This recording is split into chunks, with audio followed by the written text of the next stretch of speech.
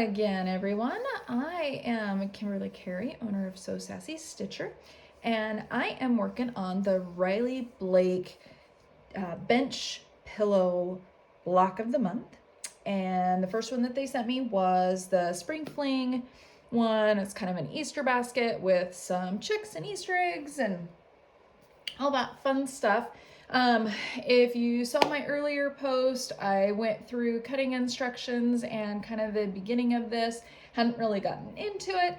I am getting close to the end of putting it together, and I will show you what I've done.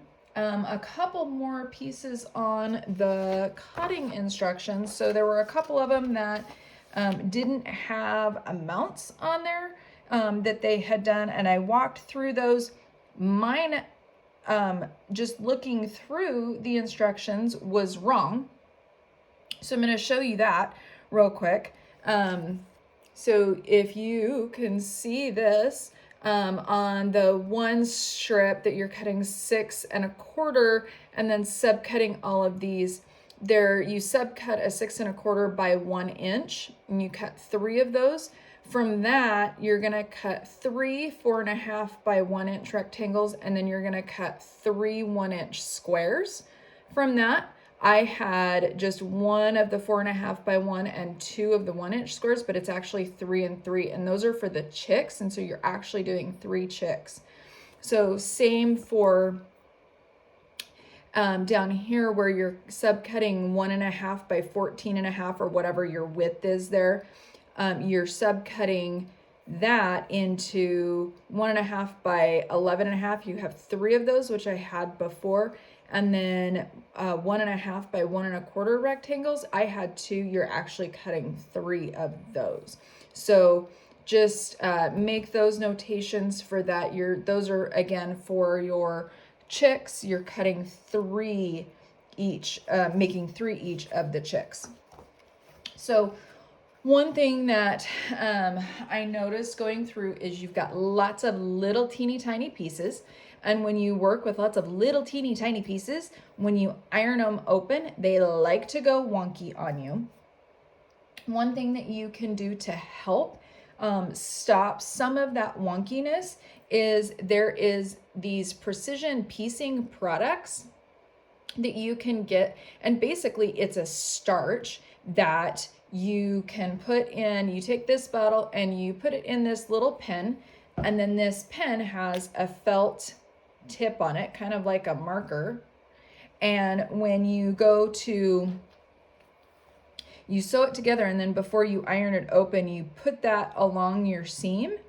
And then when you iron it open, it doesn't get as wavy. So especially when you're doing these 1 inch pieces, when you iron those open, just the act, you can have a perfectly straight seam, but just the act of ironing those open will make those go askew. And so that product can help somewhat of making sure that that doesn't go as askew, so that when you put your pieces together, they're a little bit more in alignment. So you can see here, I have chicks and eggs. This one, for whatever reason, whether my seams were off or the measurements are off, I have an extra like 3/8 of an inch here. I'm gonna score that up before I put everything together. I just haven't done it yet. You can see that's a little bit off. I'm not too worried about that.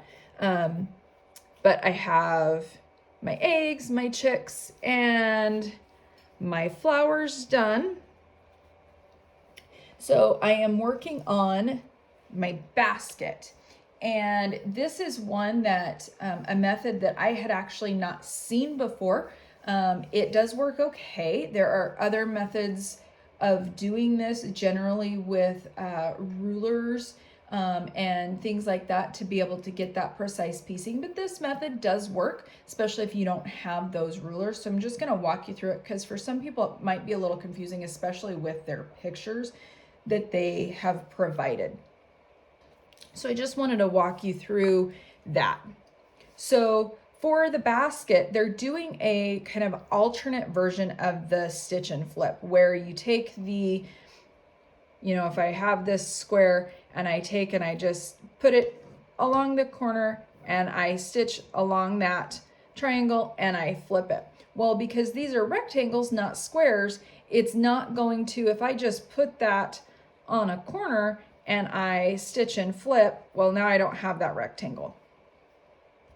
So what they have you do is an alternate method. So you can see I have this side done, and I'm going to show you how I did that. I have not trimmed this up yet because I want to make sure that I have this correct before I cut anything. So what I did is on this one, they said, wrong side, you're gonna make your line from the top left to the bottom right.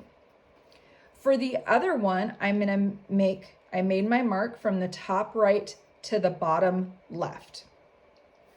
Then what you're gonna do is you're gonna take this rectangle and you're gonna place it on your basket rectangle, matching these 3 raw edges, okay? And that's one thing that is hard for them to show in the pictures, is that you're really placing that on top, matching up those 3 raw edges. Then I'm going to take my friction marker and I am going to mark this edge of the bottom corner. And so then once I have that, I'm going to take this up and then I'm just going to rotate it so that this upper corner, my upper right corner, is going to go to the left corner, and this bottom left corner is going to come over to this right hand mark.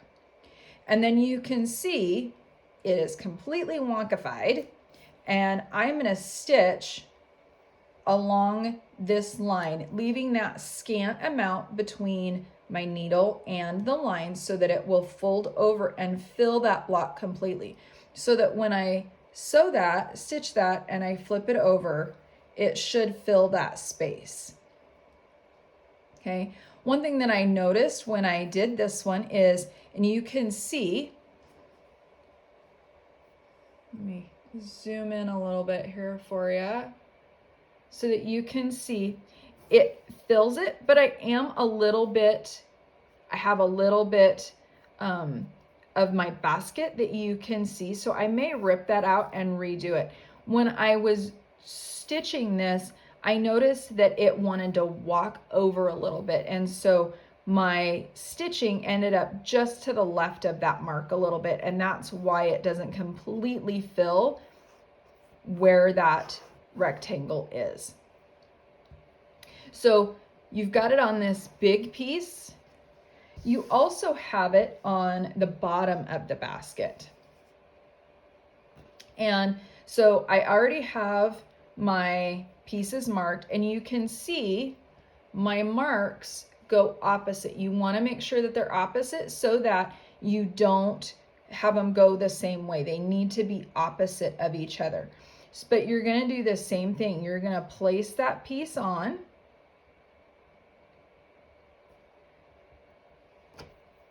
And you're going to mark the edge of it. And then, and you know what? I need to mark the top edge of that the way that they have that done. So I'm going to mark the top edge. Thankfully, it's going to be in the seam allowance, and this erases really well with heat. So then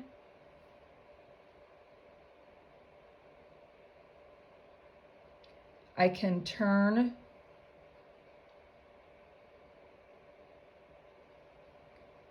this. I was just looking at the instructions to make sure that it was correct so that I can sew along here. Then same with this one over here. I'm going to match those 3 raw edges. I'm going to mark the top. And then I'm going to rotate these lined up here so that this corner matches that corner, and then this corner matches that mark. And then, and you can kind of see this is what angle I want the brown to finish up. So that's kind of my double check before I stitch and cut that this is the angle that I want. So make sure that you double check that before you cut, that you do have those correct angles and that it fills that space that you are taking off from the brown. Once you have that, it's pretty straightforward. Again, these are really small pieces that you're working with, so just be sure to iron carefully, stitch very carefully. It's amazing how much just not doing a scant 1/4 inch will escalate into something much bigger and make your pieces not come together well. Again, with some of my ironing instructions, I changed it a little bit. I don't like to iron my seams open. I like to iron them one direction or the other. For the most part, that has worked really well on this. On big pieces that there are no seams in, I always press towards those. If I can, it lays a lot flatter for me.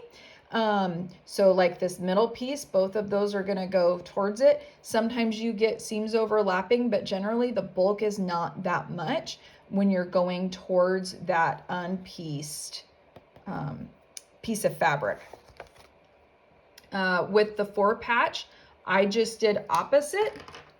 So I went towards the orange and then towards the teal, so that those nested really nicely, and then it does, this seam doesn't matter which way you direct it to. And then same for, there's a 6 patch and there's a 9 patch. And so if you just make sure that you're going all one direction and then all the other direction, and then same for these guys, I try to go to the dark where I can, but you can't always do that when you're trying to make things nest.